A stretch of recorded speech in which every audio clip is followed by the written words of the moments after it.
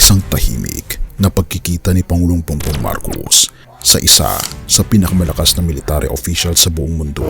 Hala, ano ito? Dahil may napipintong pinakamalaking pagpupulong sa militar sa ating bansa ngayong taon na mangyayari sa susunod na buwan. Ano tong nangyayari? May malaki bang paghanda ng digmaan sa West Philippine Sea? Halika, atin itong pag-usapan mga kaibigan. Ang tahimik na pagkikita, paghahanda ba ito sa digmaan? May mga pagkikita na hindi kailangang maging maingay para malaman mong may malaking mangyayari. Akala ng marami, ordinaryong biyahe lang ito ni President Ferdinand Marcos Jr. sa New York. Pero paano kung sabihin ko sa inyo na isang tahimik na pagkikita ang naganap sa pagitan niya at ng isa sa mga pinakamalakas na military strategist sa buong mundo? Isang buwan bago ang pinakamalaking drill na magaganap ngayong taon ng bansa, tila may nilulutong depensa na ngayon lang natin mararamdaman. Ano ba ang nangyayari? Paghahanda na ba ito sa isang napipintong sigalot sa West Philippine Sea? Tinalakay sa pulong ang mga hakbang sa pagpapabilis ng defense partnership sa pagitan ng dalawang bansa. Tinalakay din ang pagtutulungan ng militar at ng Pilipinas at Amerika gaya ng balikatan exercise na nakatakdang simulan sa susunod na buwan. Muli rin pinagtibay ng dalawang panig ang kanilang commitment sa Mutual Defense Treaty at ang patuloy na kooperasyon para sa isang matatag, ligtas at payapang rehiyon. Habang ang lahat ay nakatuon sa usaping ekonomiya, ang giyera sa Iran at marami pang mga pangyayari sa ating bansa, tahimik na nakipagpulong si PBBM kay Undersecretary of Defense for Policy, Eldridge Colby at sa delegasyon nito. Bakit si Colby? Siya ang isa sa mga utak sa likod ng modernong military strategy para sa Indo-Pacific. Ang layunin ng kanilang pag-usap, pabilisin ang defense partnership ng Pilipinas at Amerika.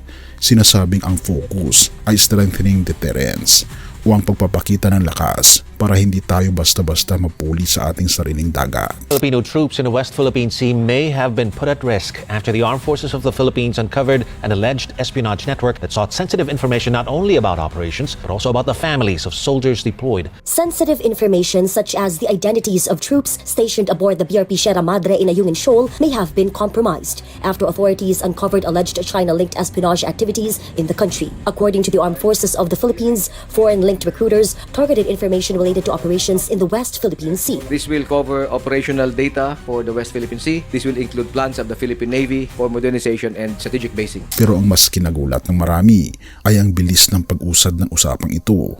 Therefore, hindi lang ito basta usapang kape. Ito ay paglalatag ng matinding pundasyon para sa seguridad ng ating teritoryo. This is going to be to our advantage dahil magkakaroon tayo ng supply hindi lamang para sa mga healthcare workers, pati sa military, pati sa lahat ng mga nangangailangan. At sana kung talagang maging maganda ang takbo nitong manufacturing na ito, makapag-export pa tayo. Ito ang nakakabahala para sa mga kalaban ng bansa. Ang pagkikitang ito ay nangyari isang buwan bago ang exercise balikatan, ang pinakamalaking bilateral military drill na nagaganap sa kasaysayan. Sa susunod na buwan, yayanigin ng libu-libong sundalo, mga makabagong fighter jets at naval ships ang ating mga baybayin. Akala natin ay routine lang ito, pero sa ilalim ng bagong kasunduan, ang interoperability o ang kakayahang magsanib pwersa ng AFP at US military ay itataas sa antas na hindi pa natin nakikita. Therefore, ang mensahe sa West Philippine Sea ay malinaw. Hindi tayo nag-iisa at hindi tayo titiklop. Muling pinagtibay nga sa pulong ang Mutual Defense Treaty. Sa madaling salita, ang bawat pag-atake sa Pilipinas ay tuturing na pag-atake rin sa Amerika.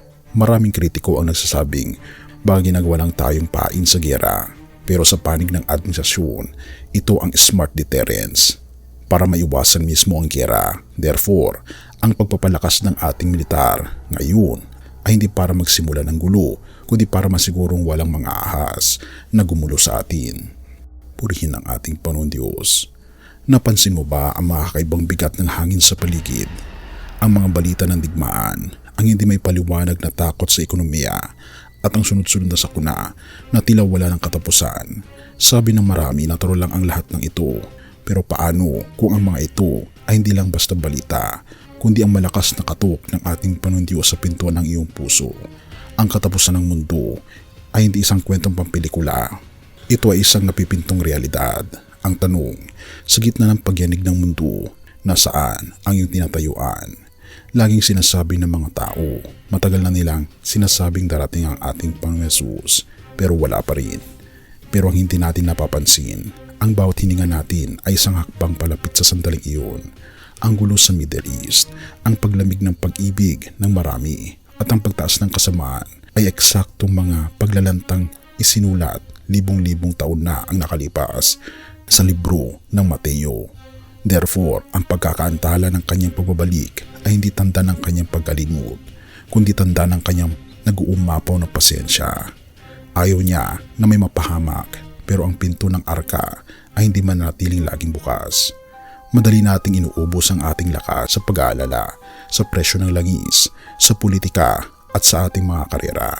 Pero sa araw ng kanyang pagbabalik, walang halaga ang laman ng iyong bank account o ang taas ng iyong posisyon. Sabi sa Mateo 24 verse 44, kahit kayo naman ay humanda, sapagkat sa oras na hindi ninyo iniisip, ang anak ng tao ay darating. Ang pagdating ng ating Panginoon Hesus, kaibigan, ay magiging kaya ng magnanakaw sa gabi, mabilis, hindi inaasahan at tiyak. Therefore, ang pinakamalaking investment na magagawa mo ngayon ay hindi sa lupang ito na maglalaho rin, kundi sa iyong relasyon sa manunubos. Darating ang ating Panginoon Hesus, kaibigan, bilang isang hukom upang ituwid ang lahat ng mali sa mundong ito. Pero bago ang araw na iyon, siya ay narito ngayon bilang mawain na Ama. Ang kanyang pag-ibig ay hindi nagbabago. Handa siyang yakapin ang sinumang hapo at mabigat ang dinadala. Ang katapusan ng mundo ay hindi dapat katakutan ng mga taong nasa ating Panginoon Jesucristo, dahil ito ang simula ng ating tunay na tahanan.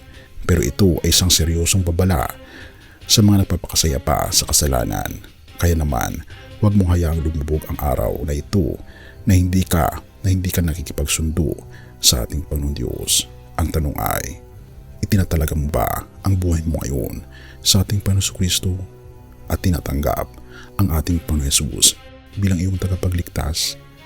I-type mo naman ang amin sa comment section kung ang ating Panginoon Hesus ay tinatanggap mo. Purihin ang ating Panginoon Diyos at tayo manalangin. Ama naming Diyos na makapangyarihan sa lahat na nasa langit, Ikaw po ang aming hari at tagapagligtas. Nagpapakumbaba po kami sa iyong harapan ngayong araw. Kinikilala namin ang mga palatandaan ng iyong nalalapit na pagdating. Salamat dahil sa gitna ng takot sa katapusan ng mundo, ikaw ang aming katiyakan at kapayapaan, o aming Panginoon Diyos. Linisin niyo po ang aming mga puso at patawarin po kami sa aming mga pagkukulang at sa pagiging abala sa mga bagay na walang halaga sa kawalang hanggan. Pero higit sa lahat, o aming Panginoon, puspusin niyo po kami ng iyong banal na espiritu upang maging handa kaming harapin ka. Gawin kaming watchmen o mga bantay na laging gising, naglilingkod sa iyo ng may katapatan. Kaya naman, o aming Panginoon Diyos, sa iyong pagbabalik, naway marinig namin ang mga salitang mabuti at tapat na alipin.